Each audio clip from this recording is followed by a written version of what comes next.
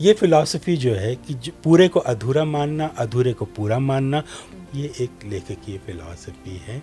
और अगर कह दिया जाए तो तमाम किताबें लिखने का कोई अर्थ ही नहीं रहेगा। पढ़ने के बाद लगा कि नहीं, ये नहीं पढ़ना चाहिए था। सबसे ज़्यादा आनंद तो कुछ ना करने में आता है। हर जगह कविता होती है। मैंने कहा इस संसार में अगर हम एक कलात्मक दृष्टि, कलात्मक संदर्भ के साथ देखें तो इस संसार का सार काव्य तत्व है। सर, आपको लगता है कि ये जो आत्मा की अवधारणा है ये काल्पनिक है?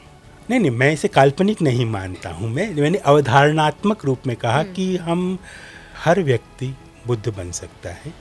उसके भीतर बुद्ध बनने के सारे लक्षण, सारे गुण मौजूद हैं। मेरे भीतर का अध्यात्म तो अधूरेपन का अध्यात्म है, जिस पर मैंने किताब भी लिखी है, अधूरे चीज़ों का देवता। हमारे सर ब्रज में तो बोलते हैं कि यहाँ की तो होली और बोली दोनों लट्ठ मारे। अंग्रेज़ यहाँ 200 साल रह करके गए, फिर भी इस संस्कृति को पूरी तरह से समझ नहीं पाए वो।